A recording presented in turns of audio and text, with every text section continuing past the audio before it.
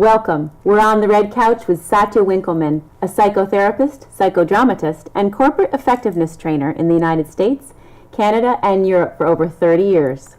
She is also an accomplished clay artist. In her book, Through the Fire, A Woman's Guide to Transformation, Satya parallels the process of making ceramic art to the process of personal growth. She shows the reader how to reshape and embrace change using conscious awareness. This amazing workbook teaches how to transform old beliefs into new positive perspectives. Satya, I am so thrilled to have you on the red couch. I'm thrilled to be here. Thank you. So, I can't wait to get into the whole book. But first, I wanted to ask you, how did you get started? At what point did you get started making and creating art? Well, I started out in school many years ago in art, but then I got married, had children very young, stopped going to college, and didn't really get back to college till after maybe 15 years later. But it was at the point that I was already a psychotherapist, and I was doing work in psych hospitals for a long time, that around the age of 50, I had a hysterectomy, and where my ovaries and everything were taken out. And I was shocked that I went into sort of a gray period of not knowing what to do or where I was. It was very shocking afterwards. I didn't expect it. And I stopped working at the psych hospital for a while to take time off for me, and went back and started doing clay. As a matter of fact, I started doing clay right here when it was called Votech. Oh, that's great. Yeah, and I started expressing myself in the clay, and not to make a piece or to sell a piece, because I never really have done that. I've been a psychotherapist helping others, Right. but just for my own expression. And then lo and behold, that was about 18 years ago, one piece after the other started coming out, and they were just of my expression of myself at the time. I think it's really incredible what you've done. I've never seen anybody do anything quite like this. So you've likened your pieces that you created, like you said, out of your own healing and your own self-expression. Absolutely. To the path of consciousness or becoming your authentic self. Yes, definitely. And it's really cool. Now, you don't have to be an artist yourself to go through this workbook, correct? Not at all. You don't have to ever have picked up paper, pencil, clay for sure. Okay. But the process of clay, as I really got into clay, here I was an art therapist for years in psych hospitals, and but I never really realized until I did it myself and really came to a wisdom of looking at what consciousness is and personal growth and self-awareness, did I realize that the process of doing clay, creating from clay, is the same process really of developing our own self-awareness and insights into ourselves. Because in the beginning, you take a lump of clay, and in the beginning, we are a lump of clay. I mean, dirt and water and chemicals, that's where we come from too. And then we're molded and kneaded and formed and shaped by our environment and those that handle us, those who handle us. And then it's up to us eventually to start creating our best art piece, and that's ourself. But generally, a lot of people get stuck on how they were formed in the beginning, whoever handled them in the environment that they grew up in. And so I looked at that whole process, and it's really because my clients would see my work. I'd have my work, in my office and all around, and I took pictures of them and had them in just a picture book with no words to go with them, but it had them in an order of how I developed them, how I developed, and they would come in to see me to work on a problem that they were dealing with, and they'd say, show me the picture of where I am, or better yet, show me where I'm going. And so people felt a relief when they realized that they, number one, were not alone in the process of development, even though they thought they were stuck someplace, stuck in anger or confusion or resentment or something like that, or depression. But they realized that it was just a phase, an age along the way of conscious development, and they had many more pages to turn. It's a relief. Yes, yes. It's a relief to know that. And they were the ones that prompted me and kept saying, you've got to put this in a book. So it's not that I am the writer, I'm a doer, I'm a dramatist and an artist, I'd rather do. But they really encouraged me to get it out there into a workbook form so they themselves can look at their formation, they can look at how their belief systems create their world, because it's, as you know, it's what we think and how we think that determines how we handle our life. Exactly. Okay, so you have 5 stages, and I would love for you to take us through each of the 5 stages. There's stage 1 is maidening, Right. stage 2 is mothering, stage 3 morphing, stage 4 is maturing, and stage 5 is matroning. Now, just to set the foundation, I love what you said, which is really so simple in the first chapter of preparing, which I now can't find. Oh, I know, it was in the summary. Here it is. The age of formation creates the foundation upon which the rest of our life rests. So this is the beginning, right? Our lifelong beliefs and attitudes are shaped during this formative time.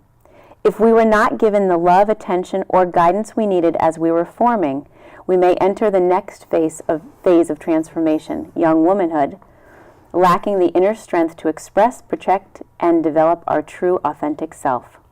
By this time, most of us have learned and integrated some negative beliefs about ourselves, which lead to the contraction of our more positive and expanded, authentic inner child. And then you say this in every single chapter, for every single stage, this next line.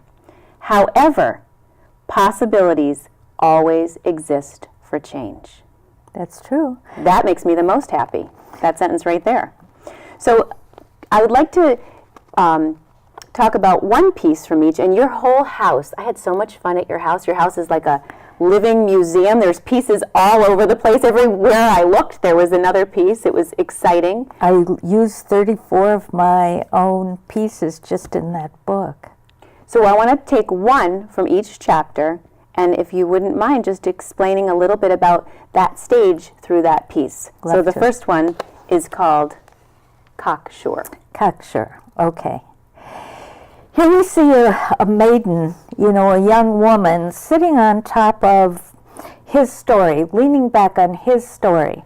And I must say that what we're taught in school, what we're taught in history, is his story.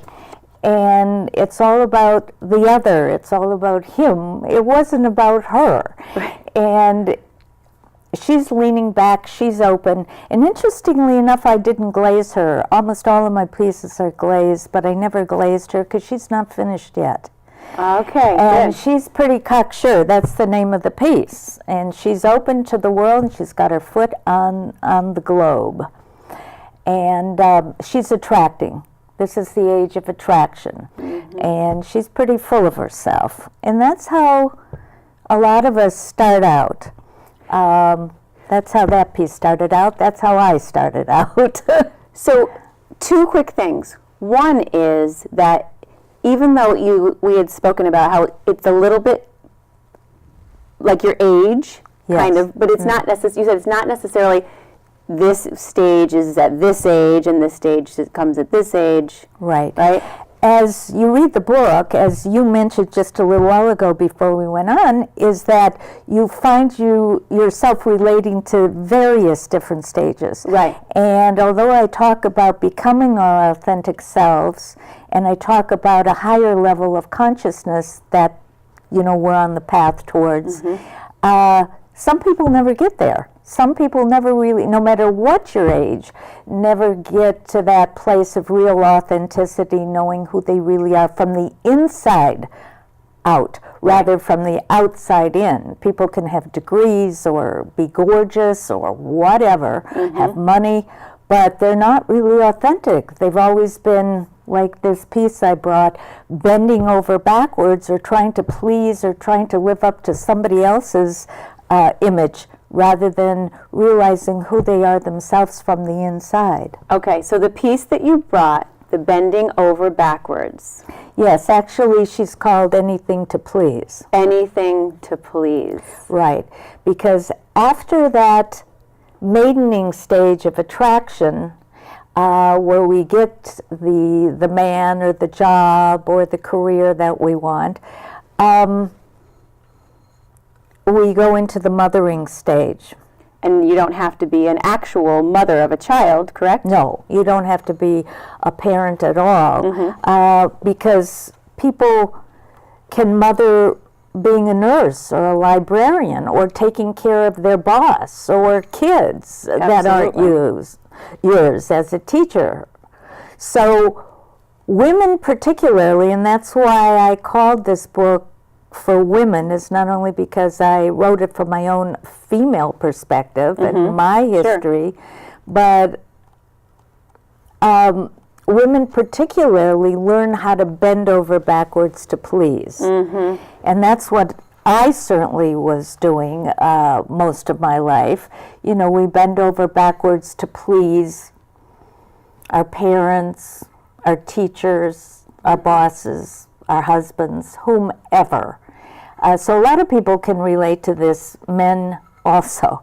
Her face has a very interesting expression on it. Yes, it does. I don't know if the camera can get this, but I purposely made her face very serene and pleasant, because at the time we're all bending over backwards to get what we want, is generally is accepted or approved of or loved. We have no consciousness that we're really doing this. However, this position we can't hold for too long. Right, which leads without us, a lot of pain. Yeah, which leads us to the third stage, which is morphing, which in pottery is firing. It is. It's going into the fire, and in our personal growth, it's really facing the fears or being in so much pain. You know, it's having maybe a disease or a divorce or losing a job or a loved one. It's some pain that gets us to go, who is that masked person? You know, who is this image I thought I had to be? And that's when people generally come and seek help. You know, they go to a therapist or take a personal growth training or something, because they're in pain and they don't know, they're stuck. They don't know how to get out of it.